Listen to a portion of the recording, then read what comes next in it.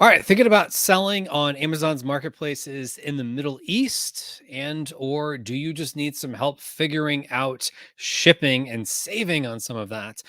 Then I think you are definitely in the right place. I think you're definitely in the right place. I know you're definitely in the right place, and I hope you will think so as well. So, my name is Kevin from Maximizing E-commerce. I help sellers build international, global selling empires on Amazon. If you find this video to be helpful, please consider smashing that like button, as they say. So let's go ahead and get into it. I did have a viewer reach out to me with a question, and I did get their permission to share this. So if you have any questions, feel free to drop them in the comment section down below, or shoot me an email, kevin@maximizingecommerce.com, and just let me know what questions you have. And who knows, maybe it'll be featured in an upcoming video. So in this particular question, it's kind of a two-part question. So let's get into that. So the first part is, Kevin, I'm a Maximizers Club, or I'm a member of the Maximizers Club, and I've attended several of your workshops. Last year, I successfully launched in Canada. Congratulations, Darren. That's awesome. That is going fairly well. I really only have one issue, and that is importing inventory. I've been sending inventory from the US using UPS, and the fees have been rather costly. I negotiated the price that I could with UPS, considering the volume and frequency of my shipments. It's not only the shipping costs, but the customs duties as well. I don't know if the duties are high, um, or if UPS is marking them up a lot. Can you recommend some alternative shippers? So, great question. So, I personally have a tendency to use UPS, which we'll get into the second part of the question here in a moment. But just to go into the duties part. So, uh, basically, whenever you send a shipment internationally, you cross over a border, you're going to have to pay a few different things. And so, someone has to pay on your behalf. So, think of it this way. If you have, let's say, this little line here is the border, and then there's a truck, which poorly drawn. My dad had a master's degree in art, and he was very talented and skipped a generation. So bear with me in my drawings. When you go across the border, someone has to pay duties. And so when you go across the border, which I guess would be kind of more up and down if you're thinking about it relationally with Canada. But anyway, so if you're going from the US into Canada, just bear with my drawings. Someone has to pay money at the border essentially for the value of the goods. And so there's a couple factors in that question there. First off, and that is the freight to get from point A to point B. And so Darren had mentioned that he did negotiate rates, which is great. So if you're using UPS, they have a couple of promo codes: easy and fast.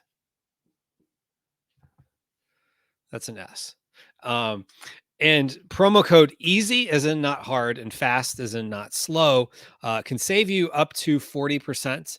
I don't think you quite get it if you're using ground shipping, or they call it uh, standard shipping. So UPS standard is like the international version of ground. Make sure also that that is what that they are charging you. The default sometimes is that they have one of the higher tier shippings is the recommended one, just because it might get there a day earlier. But I find standard gets there just fine. Um, and so you want to get it across the border. Now, that's the point A to point B. And so easy and fast might help you. And if you have better rates on your account with UPS, then it won't work. But you can at least try it to see which is better, your negotiated rates or easy fast. For me, it was about 4 years into it before my negotiated rates actually beat this. So it's potential that this could beat the rates that they're giving you now.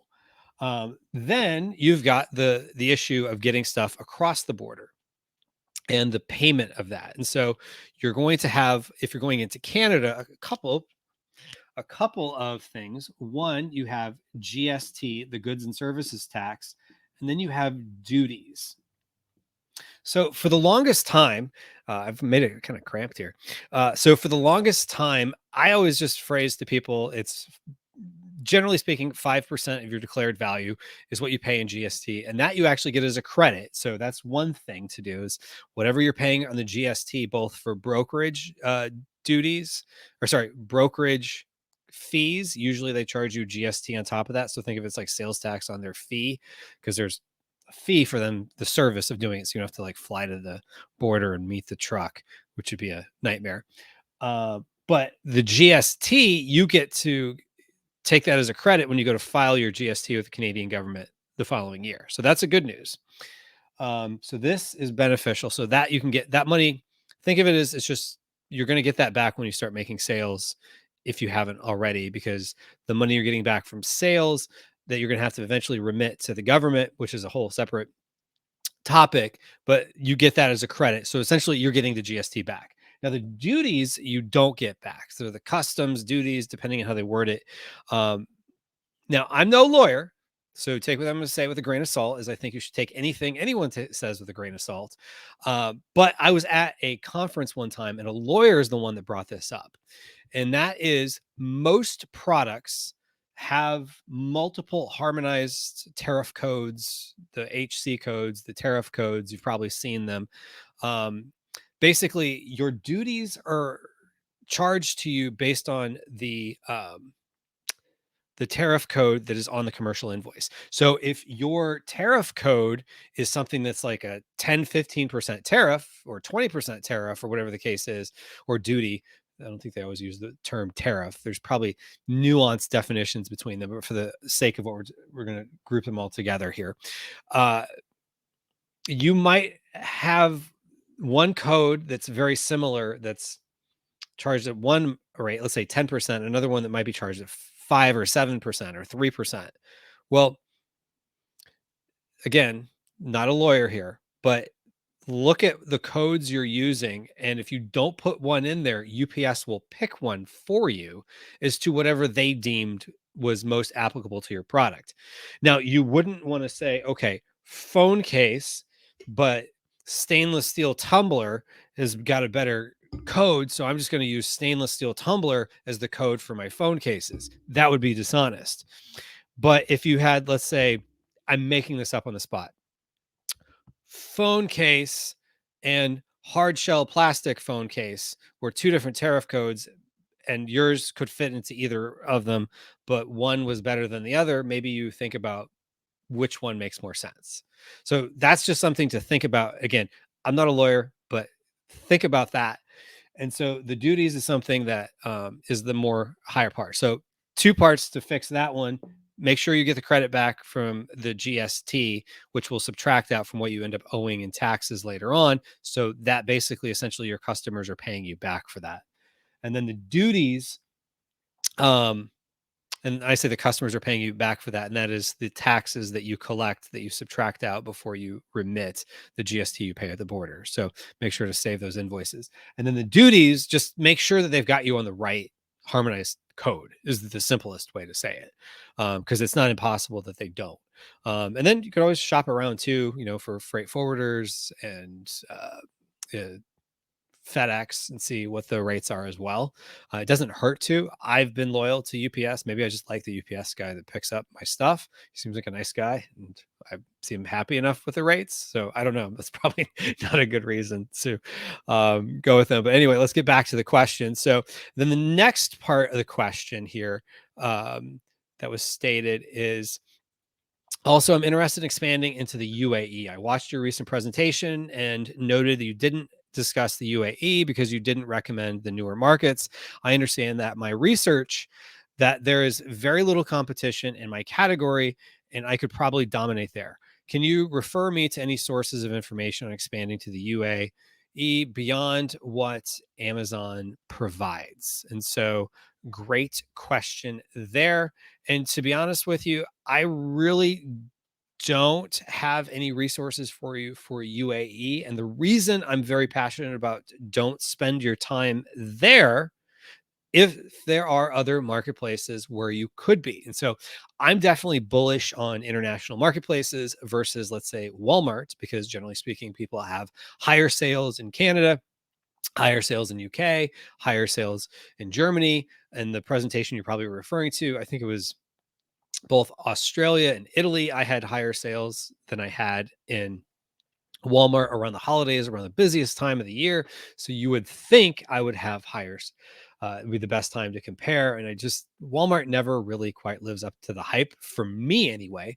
So for you, you might want to consider, is it worth selling in some of those, other places? And so UAE is down there on the bottom. And so one of the things is, if there's not a lot of competition, why is that? So yes, when you go into international marketplaces, oftentimes you will have less competition solely because there's just more stuff you have to do in the front end. It scares people away, or they just say, I'll just focus, all in on, Amazon US or whatever the case is.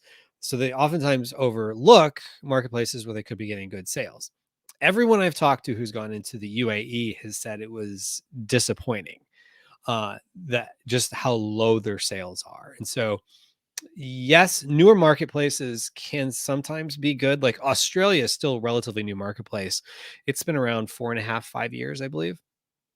Um, it's still getting market share for, like, the versus, let's say, eBay. eBay, when they first opened, I believe people were saying the statistic was eBay had about 6 times the market share that Amazon did in Australia.